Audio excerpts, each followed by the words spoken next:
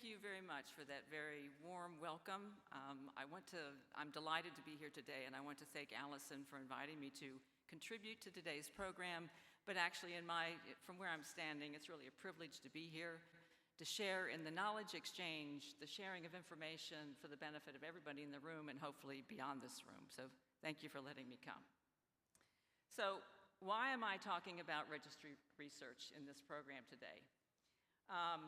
The answer to that question actually harks back to this time last year when NIH made the announcement that it wanted to establish a data resource and autism registry. And as you've heard already in today's program, this announcement was met with great shock and dismay by many people in the autism community, both researchers and non-researchers alike.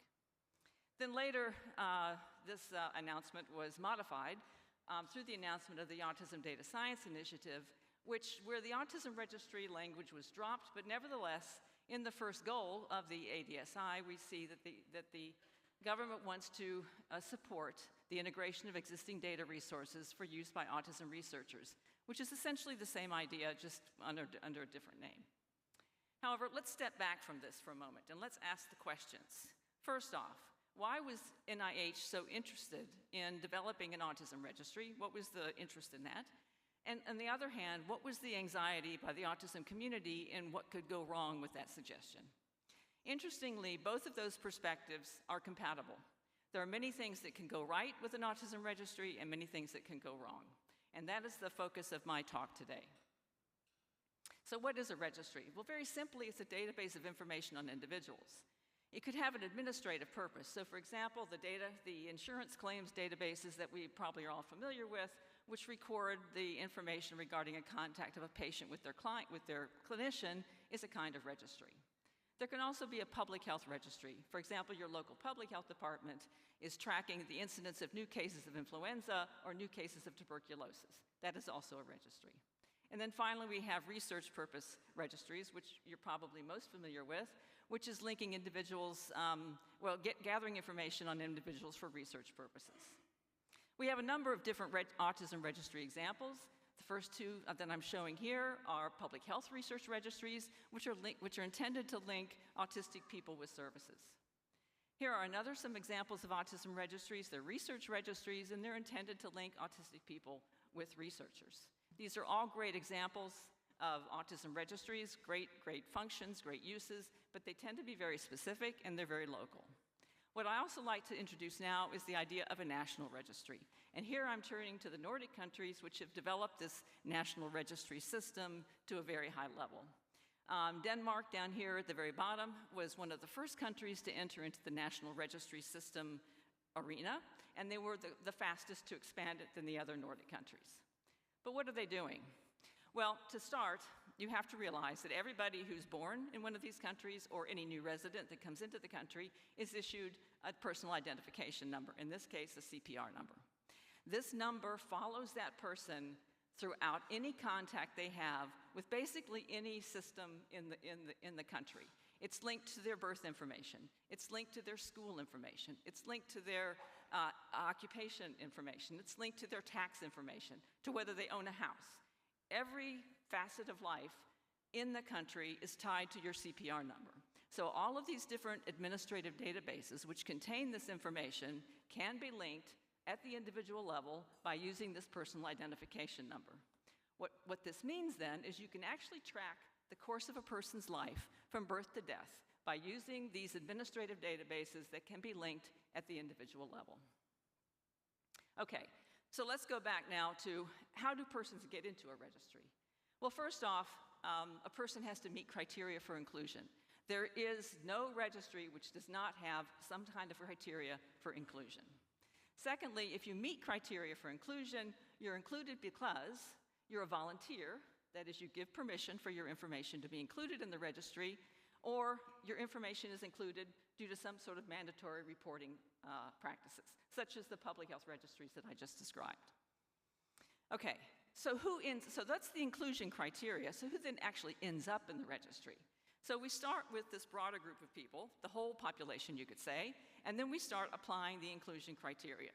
As we increase the strictness of our inclusion criteria, we go from a very broad group, the total population, down to a smaller and smaller and smaller group.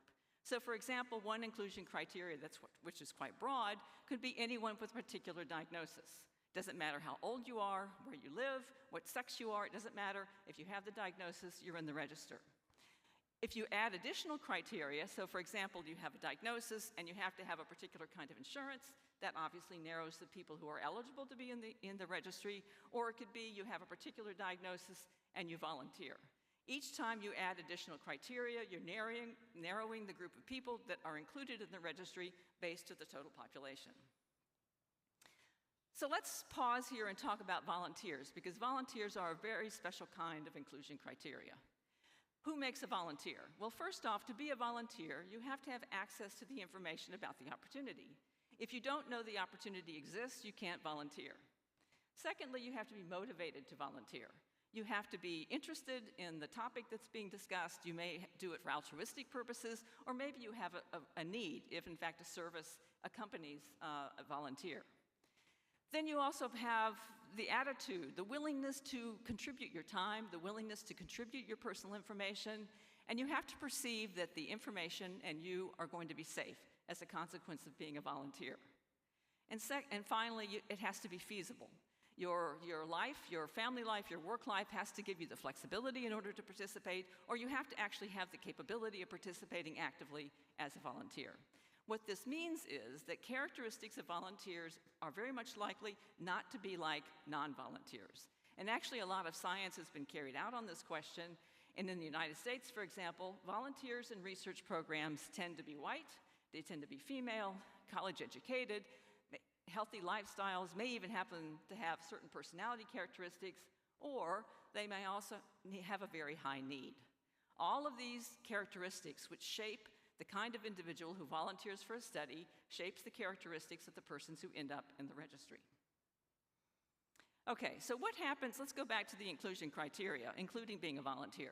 What happens when the criteria to be in a registry narrows? Well, as I said, you start with the total population, your broad group of people, you start applying the inclusion criteria, which narrows the group of people that are actually included in the registry.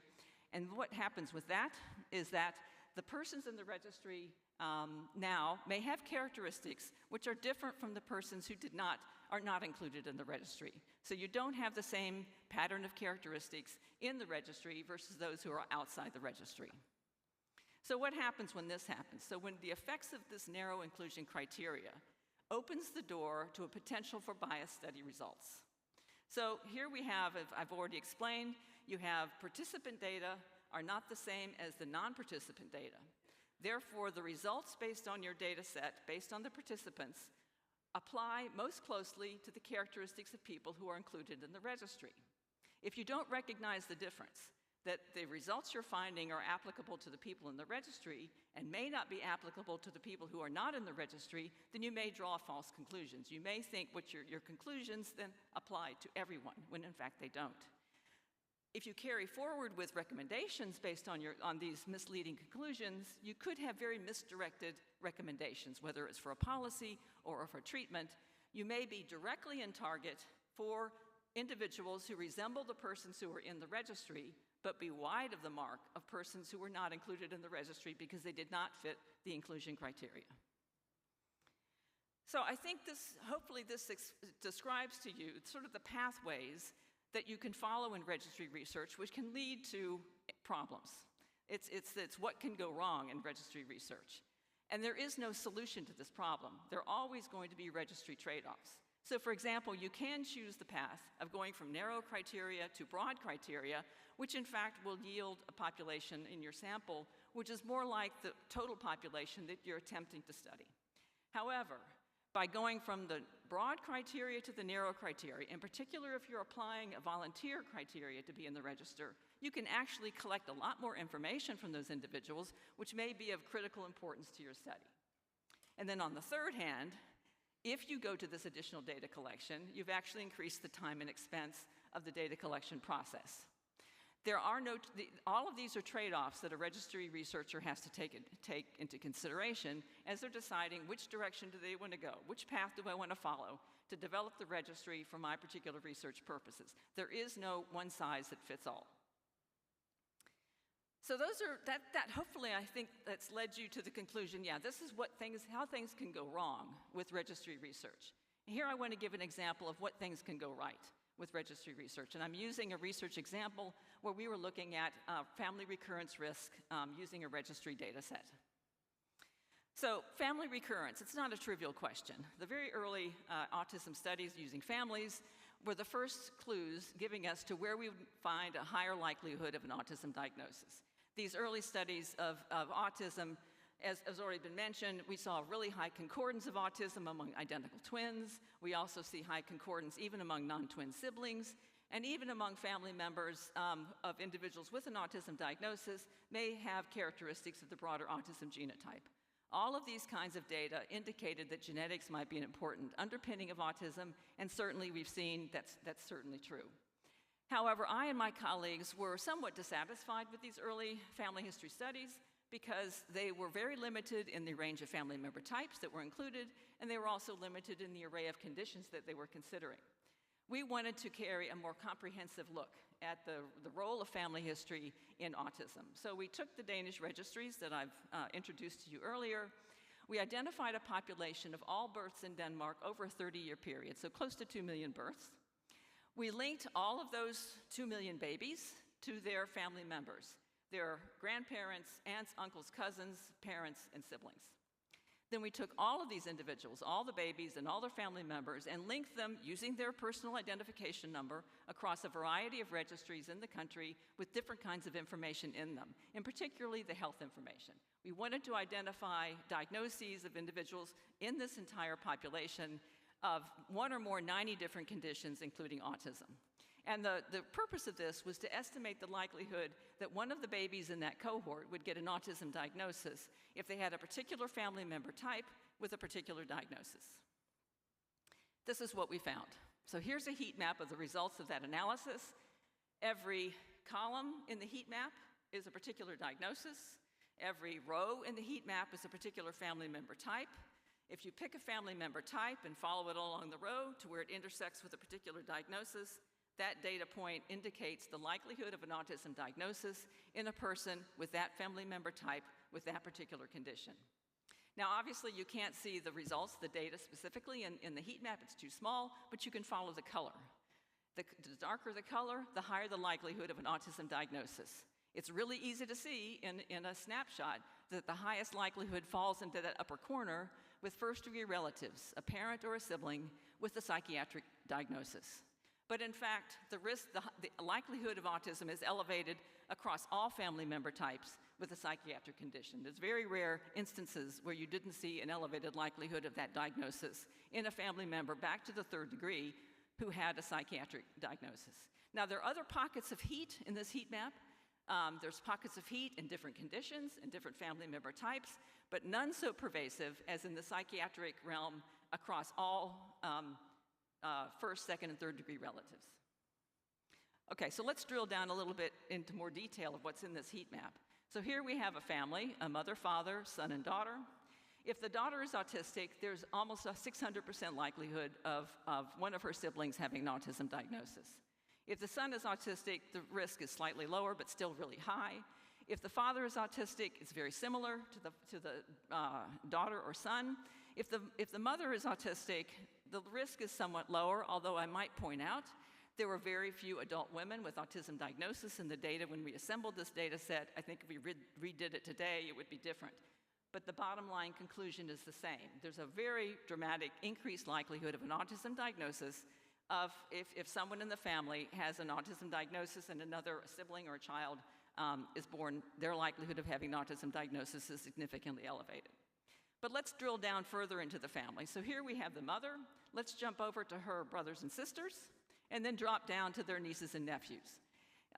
Here we see that if the mother's brother is autistic, there's a 133% likelihood of autism in his niece or nephew. Here we are here. Let's jump over to their maternal cousins. If the maternal cousin is autistic or is female, there's a 100% likelihood of autism in you. If your maternal cousin and has autism is male, there's a 77% likelihood of autism diagnosis in you.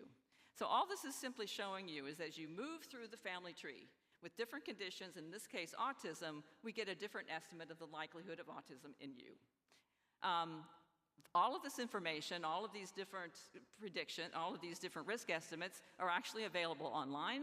It's a public accessible data set. You can pull down one of the heat maps, run your cursor over one of these colored squares, and pull down the likelihood of an autism diagnosis given a particular family member had a particular diagnosis. Now, I hope with this example, it's given you an impression of the research potential of using registries. There is no way we could have ever assembled this level of data at this level of detail by using anything but existing data sources that have been gathered over many years and can be linkable by this personal identification number. By doing this, we were able to get very fine-grained likelihood estimates for autism based on a family health history.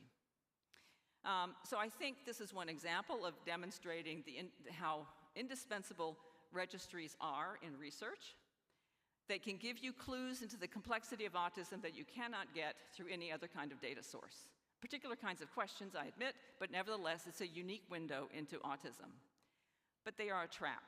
And the trap of registries is, once you create the database, and anyone who uses that database can get an answer. In the hands of an expert, that answer is more likely to be valid or reliable. In the hands of the unwary, who are not aware of the pitfalls that I just described in the early part of my presentation, if they're unaware of the effective criteria of inclusion, of the data quality, or what can be shared, they can derive a very, very incorrect result in the hands of the unwary. So it's not that the data itself can be flawed, it's the handlers of that information themselves. So I hope this has illustrated the joys, the benefits, and the pitfalls of registry research.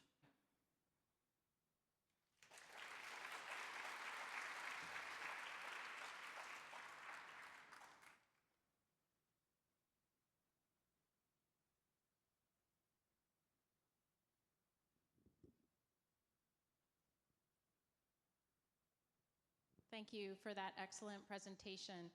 I'm wondering if you could just tell us a little bit about what might be some of the ways that we can avoid some of those pitfalls that you mentioned, because it seems like the data that can be generated from registries can be so vital to our understanding of autism. The caution is in your awareness of the data that you're trying to blend. You know, if you in the Nordic registries, they have the total population. So the inclusion criteria, you live in the country. That's the only inclusion criteria you need to have. There is no other limitation. Whereas if you go into another setting where these data sets, whether it's a Medicaid data set, or it could be the birth certificate file is complete, or it could be a hospital register, any of those, your awareness of the limitations of the data and inclusion criteria of individuals in that data set, if your awareness is raised, you can work through it through care in the linkage of the data that you're using, the extraction of the variables that you're taking from that data set, and trying to link it with similar data sets from another region, another hospital, another state. It really boils down to having the knowledge and the care and the patience to extract the data in a responsible way and linking it in a valid way. That really is the only solution. There is no law that can give you that protection. You really have to have the knowledgeable person who appreciates the complexity of the information that you're trying to connect and to link together, and to be sure that they do it cautiously and with respect for the complexity of the underlying data. It looks easy. We take a hospital record over here, we take a hospital record over here, put them together, boom, we've got a bigger sample. It's not that simple. Every data set will have its own idiosyncrasies, its own nuances, and if you don't take the time and care in understanding what those nuances are, you can get the fruit salad that was illustrated in an earlier presentation. And then you can get a completely erroneous result. It will look correct. As I said, you'll get an answer. No doubt about it. You'll get an answer. It could be totally wrong.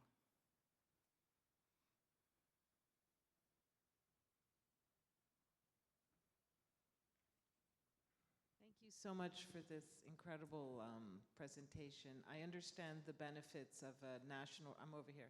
Okay. A national registry and large databases for science. But for those of us who live in paranoia of an AI era and hacking, how do we know that there's going to be any kind of security that actually protects people, especially siblings, cousins, who maybe don't want to have their DNA, mineable?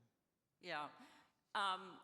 It, I, that's the million-dollar question, isn't it? How do we ensure that those protections are in place? And you can do it, you have to do it, obviously, with the legal system behind you, the ethics system behind you, and to a certain extent, you have to have public input into what kinds of information people are willing to share without that informed consent. Because, as I said, volunteers become a barrier to participation, and you suddenly, as soon as you introduce the informed consent, you're reducing the representativeness of your sample. So in order to get a truly representative sample that can advance your science and the products of the science, recommendations for policy for services, you need to partner with the legal system, the ethics system, and the population under which those data are derived to come up with a framework that will achieve those goals, those scientific goals and those research goals. I don't think it has to achieve a level of trust. And I think that's what we're getting at here. You have to have a level of trust that data will be handled. And so therefore you ensure that those protections are in place by the handlers of the data. It's not a simple answer. But I think it's a critical discussion to be had, very critical discussion, because of the pitfalls of relying on disparate bits of information, trying to bring them together into making sense of those data to increase your sample size. It's not an easy task.